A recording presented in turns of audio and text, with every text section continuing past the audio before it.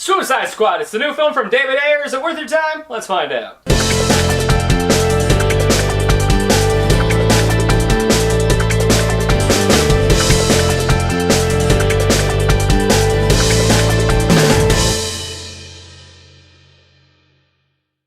Hello everybody, welcome to the Calvin Value Show, the show where I do the very difficult task of telling you whether the movie's worth your time or not and deserves a spot in your movie collection. As always, I'm Ash, and today we're going to be talking about Suicide Squad. So let's not just give up yet, you fucking Marvel dicks. Just calm down. So Suicide Squad is, of course, the latest entry into the DC Cinematic Universe, and in this one, we're introduced to the Suicide Squad, who's a team of supervillains who are brought together by Amanda Waller against their own will, may I add, to basically be a dirty dozen team of criminals who can go out and do the real dirty work that the other superheroes are kind of too good for and the government's too good for, so if it fucks up, they can be like, yeah, their fault, we'll explode their heads, you know, but they're here to do those weird Black Ops missions.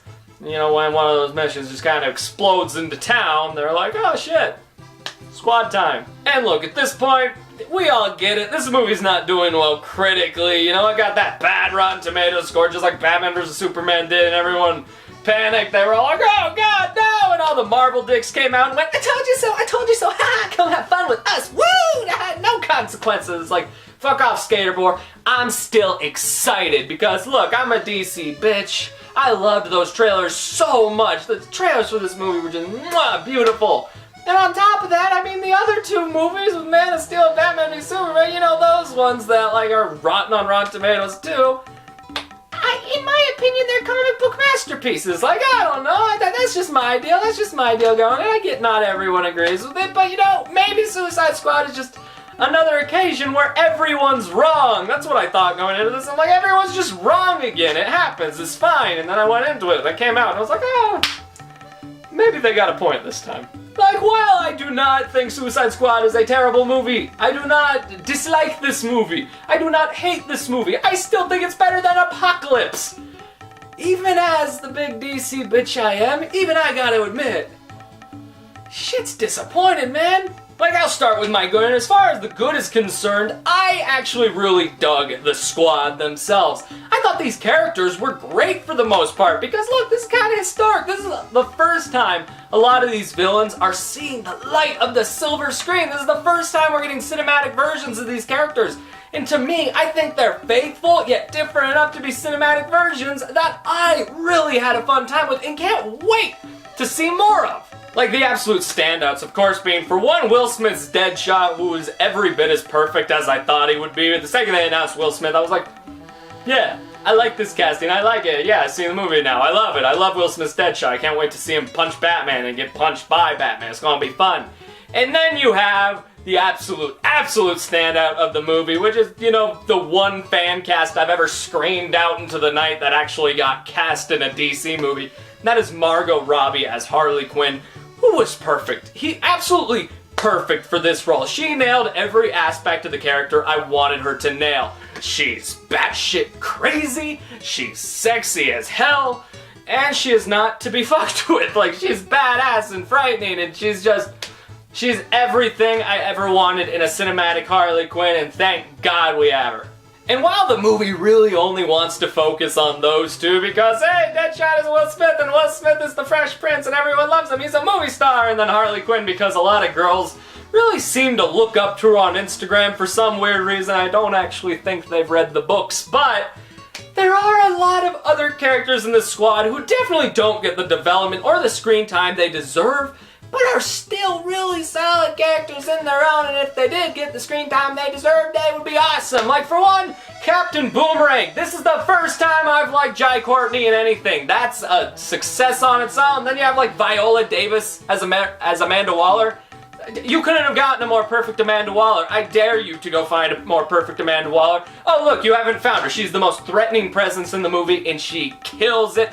El Diablo's awesome. When Katana's actually doing shit on screen, she's just not in the corner like having her own story going on. She's awesome. Then you have like Enchantress, who everyone is shitting on. Everyone's like, oh, Enchantress, oh, what a weak villain, I dug her. I really liked Enchantress. I thought she was threatening. I thought she was powerful. I thought she was a solid villain. I was a real big fan. Meanwhile, everyone's like, oh man, no, Enchantress, she was just a joke. And I'm sitting there like, oh, she was the joke? Because the joke to me was Jared Leto's Joker, who I was super hyped for. I was so excited to see this new take on the Joker. You know, they released that first picture and we were all like, what? But then they released the trailers and they were just hyping up this Joker. They were like, he's going to be threatening, he's going to be a gangster, he's going to be awesome.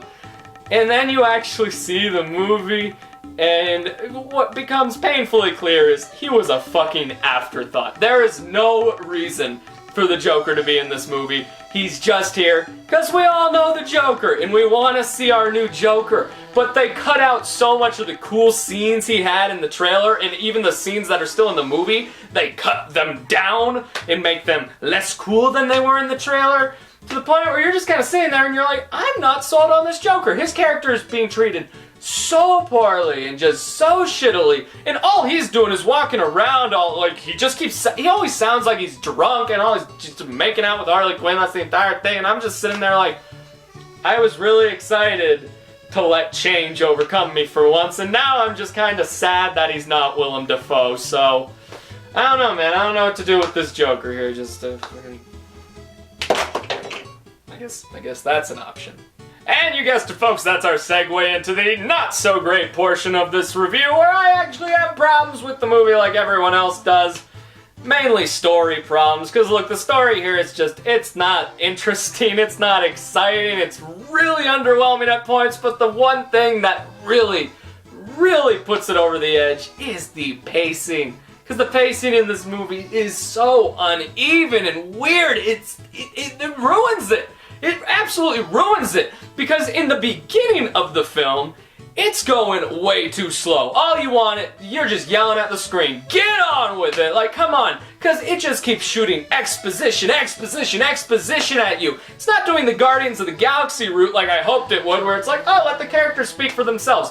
No, it's literally like, we are going to spend 10 hours explaining to you every intricate thing about Deadshot and Harley Quinn before we get into the actual story. And then it'll take like 5 minutes to talk about the other guys, because who really cares about them? And I'm like, oh, me, and they're like, shut the fuck up. And that's the entire first act of this movie. You just want it to go, you want it to fucking get on with it. But then it does get on with it, and then it goes too fast. Near the end, it's just like, oh yeah, we need a story. Just go fast, and you're like, no, but you're introducing new characters now. Now you can like develop them and, you know, build that squad dynamic where it's all shaky and stuff, and it's like they all have really good chemistry, but you don't ever know if one of them's gonna betray him out of nowhere or something. I'm excited for that, but instead it's just like, no, man, we gotta get to the end. Like, just go zoom, ignore everyone who's not named Deadshot or Harley Quinn. They can have their moment for like 10 seconds at the end, but other than that, we just need to go. Also, something I was really excited to see this movie pull off was its use of music. Because the use of music in the trailers was some of the best, like, music to film trailer mix-ups I've ever seen. Like, the Bohemian Rhapsody trailer was just, it was perfect. I was so excited because everyone's like, this is gonna be DC's Guardians of the Galaxy. And I've already explained how they kind of failed in the character aspect that Guardians of the Galaxy did not suffer from. But you know what? They also fail in the music department, because when you're watching Guardians of the Galaxy and one of them old 70s rock songs comes on, it's a treat, and it's just there to enrich the scene. It's there to make a scene that's already memorable even more memorable by putting a song to it. In this movie, not so much. It's more that Suicide Squad is afraid of having like 5 seconds of silence. So every like 5 seconds, a new song starts playing, and a new song starts playing. It's like David Ayer was sitting at his iPod. He's that guy in the car who's like, oh, hey, this song. And he listens to like a minute of it and goes on like, hey, this song now. And you're like, hey, can you just stop playing music? Because it fits with none of these scenes. Every song choice feels like a poor song choice, and it gets to a point where you're like, can you stop? Can you take your iPod off shuffle, please, and let the fucking composer do his job? Because a lot of these scenes are ruined by poor song choices.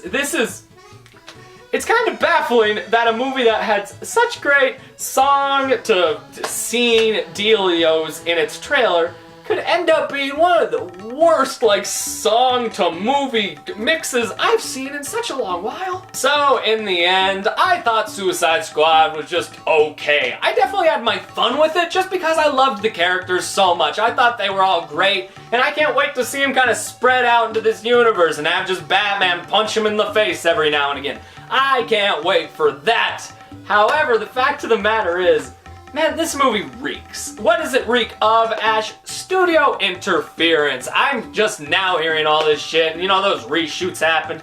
We were all like, oh, it's no big deal. Like, I was like, oh, it's no big deal, because I'm such a DC bitch. I was like, it's fine, it's fine. It's not fine. Like, this is one of those movies. It's like Amazing Spider-Man 2, where you saw the trailers and all, like, those cool, interesting parts of the trailers were just completely cut out of the movie, and you're like, what the fuck? But that part seemed important. Like, that part seemed canon changing, and you're like weird about this. Like, I'm just saying, this is one of those movies. Don't get your hopes up for that Scott Eastwood fist bump, cause it's not in here. Certainly don't get your hopes up. Spoiler alert. You remember the part of the trailer where the Joker had his face burned, and you're like, oh, that's going to be a big deal. I'm sure it will be a big deal in the deleted scenes, cause it's not fucking here. All that being said, day went by though, because I don't know. I'm a loyal motherfucker, and I really, really, really had fun with the third act, so I don't care. I'll buy it for the special features. This cast is funny. I just want to watch them get interviewed and like make jokes. Like Will Smith will be like, oh yeah, Jared Leto sent me a rat. And I'll be like, ha, tell the story. Suicide Squad gets a C out of 10. Hey everybody, thank you so very much for watching my video review for Suicide Squad. I want to hear what you think. Have you seen the movie? Did you like it? Did you not like it? Are you going to see it? Are you going to skip it? What are your thoughts? Leave it in the comment section below because I want to hear them. And as always, guys, if you like this video, be sure to like, comment, and subscribe. Of course, be sure to follow me on all my social medias and join into the Cinephile on Facebook. But most importantly, stay classy.